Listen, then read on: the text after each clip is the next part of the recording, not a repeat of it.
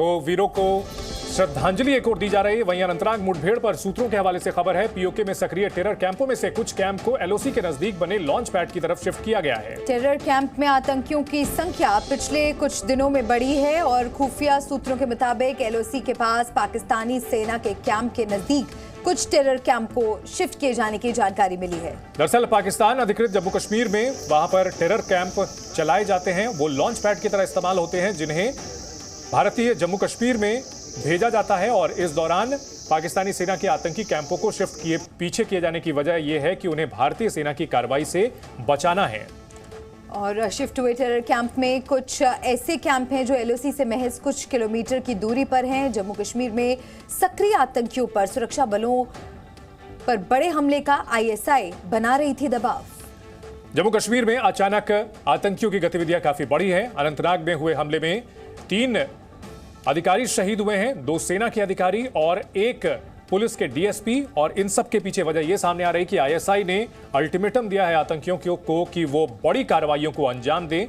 और इन सब के बीच पीओके में जो टेरर कैंप है वहां पर आतंकियों की तादाद काफी बढ़ी है। अब आपको बताते हैं कि आईएसआई का आखिरकार पूरा ये प्लान क्या था जिसके तहत अनंतनाग ये मुठभेड़ हुई है। अनंतनाग मुठभेड़ बड़ी साजिश के तहत की गई है। जम्मू कश्मीर में सक्रिय आतंकियों पर बड़े हमले का दबाव आईएसआई बना रही थी। आईएसआई आतंकवादियों पर हमले का दबाव बना रही थी। घाटी में आईएसआई का नापाक प्लान क्या है वो हम आपको बता रहे हैं। बड़े हमले नहीं करने पर फंडिंग रोकने की धमकी दी जा रही थी। आईएसआई ने आतंकी संगठनों को यह धमकी दी थी। जम्मू कश्मीर में बड़ा आतंकी हमला न हो पाने से आईएसआई परेशान है।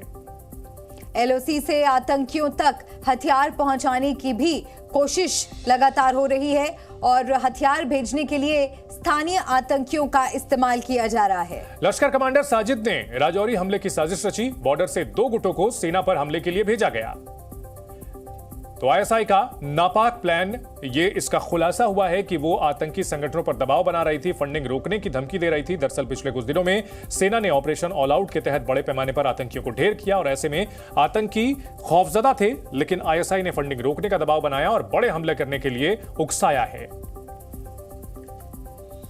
तो घाटी में लगातार आतंकी गतिविधियां बढ़ती चली जा रही हैं और सुरक्षा बलों की तरफ से भी ऑपरेशन ऑल आउट चलाया जा रहा है और अब तक 26 आतंकियों को मार गिराया गया है घाटी में। और इसके पीछे जो नापाक साजिश आईएसआई की थी, नापाक प्लान आईएसआई का, वो हम आपको बता रहे हैं किस तरह से हथियार भेजने के लिए स्थानीय आतंकियों का इस्तेमाल किया जा रहा था। लश्कर कमांडर साजिद ने राजौरी हमले की साजिश रची, ये बड़ा खुलासा हुआ है। बॉर्डर से 2 गुट को सेना पर हमले के लिए भेजा गया था। आईएसआई आतंकियों पर हमले का दबाव बना रही है और ये धमकी दे रही है कि अगर बड़े हमले नहीं किए गए तो आतंकियों की फंडिंग रोकी जाएगी।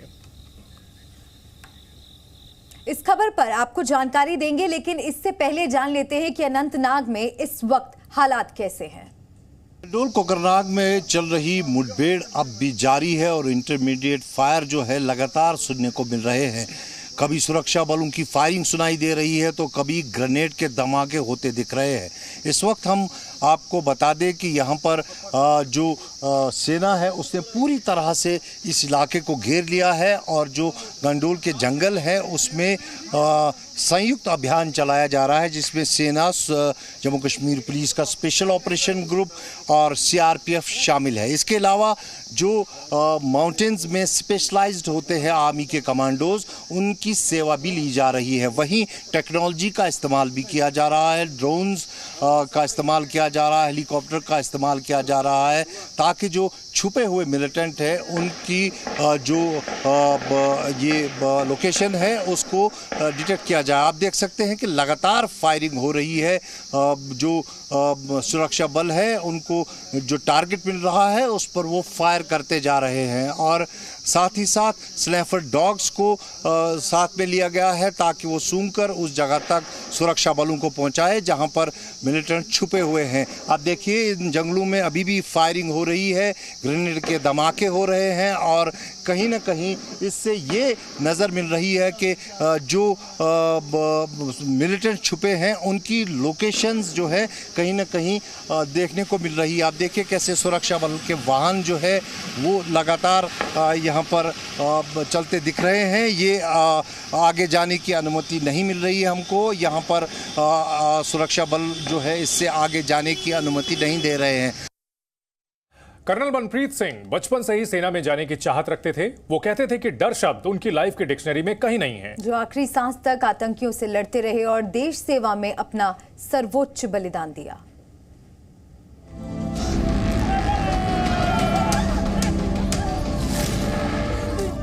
आंसुओं का सैलाब, मातमी सन्नाटा और कभी ना खत्म होने वाला इंतजार। हरियाणा के पंचकुला में कर्नल मनप्रीत सिंह के घर पर गम का माहौल है। हर आंख नम है। शहीद कर्नल मनप्रीत सिंह का परिवार गमजदा है। उनकी शहादत से पूरे इलाके में शोक की लहर है। घर पर लोगों का तांता लगा हुआ है। हर किसी की आंखें नम हैं। हर कोई परिवार के लोगों के साथ अपनी संवेदना व्यक्त कर रहा है। जनवरी से आया था छुट्टी, जनवरी में आया था छुट्टी, जनवरी में, उसके बाद नहीं आया छुट्टी। अब आना था अक्टूबर में आना था छुट्टी। बस मैंने इन्ना ही पता था। हले मैं पूछना था उसको भी कितनी तारीख को आएगा, बात नहीं हो पाई इससे। दादाजी भी मिलिट्री में थे, पापा भी मिलिट्री में थे, तो इनको भी बहुत शौक़ था मिलिट्री में जाने का। मनप्रीत को भी बहुत शौक़ था मिलिट्री में जाने का।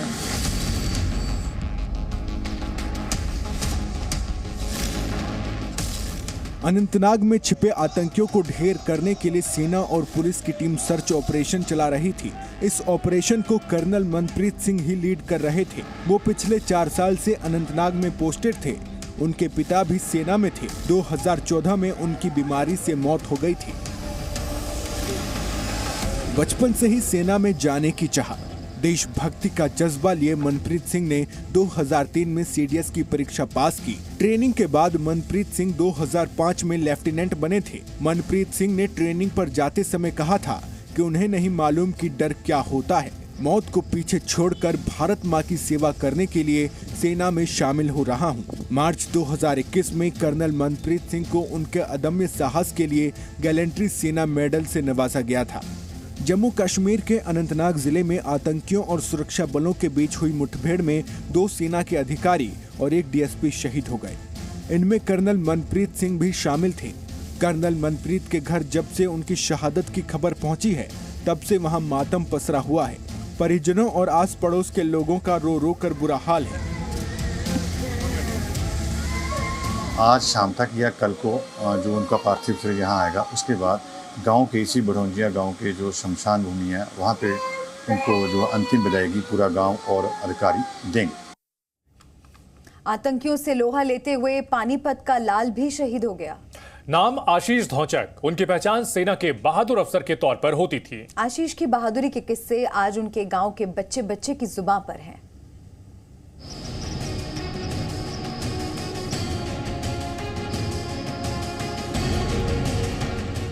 जज्बा, साहस, हिम्मत और बलिदान का दूसरा नाम मेजर आशीष धौनक।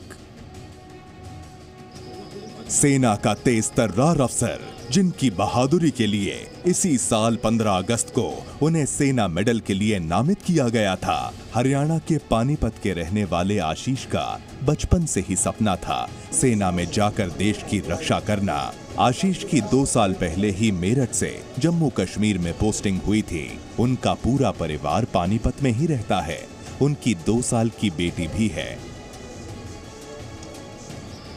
पानीपत जिले के बिंझौल गांव के लिए बुधवार का दिन किसी सदमे से कम नहीं था।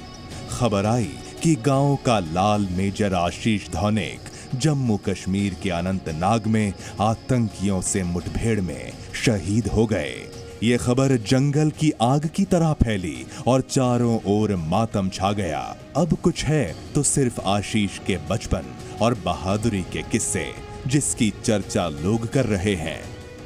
पहले तो यही था कि भाई ऐसे ऐसे कोई ऑपरेशन है उसमें, बस बाकी फिर न्यूज़ के थ्रू। बाकी मेरा बेटा आर्मी में, उसने बताया फ़ोन करके। अकेला लड़का है, मेरे भाई का है, 3 बहनें हैं इसकी। एक इसकी लड़की है 22 साल की। 23 अक्टूबर को आशीष का जन्मदिन था। उन्हें शनिवार को अपने नए घर के मुहूर्त पर पहुंचना था, लेकिन उनके पहुंचने से पहले ही उनकी शहादत की खबर आ गई। इस दुख की घड़ी में परिवार के आंखों के आंसू नहीं थम रहे हैं। सरकार से अपील करना चाहूँगा, जैसे हमारे घर का चिराग बुझा है, औरों के साथ ऐसा ना हो। कब तक ऐसे तिरंगे में लिपट के सब आते रहेंगे? बचपन से सुनते आ रहे हैं, शहीद हो गए वहाँ, इतने जवान शहीद हो गए वहाँ। कब बंद नहीं हो रहा है ये, पता नहीं कब बंद होएगा। आतंकियों ने एक हंसते खेलते परिवार के घर से उनका बेटा छीन लिया। घाटी में आतंकी हमलों से देशवासियों में आक्रोश है। जवानों की शहादत का बदला लेने की मांग की जा रही है। जम्मू कश्मीर के तेज तर्रार अफसर डीएसपी हुमायूं भट्ट, जिससे आतंकी खौफ खाते थे, अनंतनाग में आतंकियों से सामना करते हुए शहीद हो गए।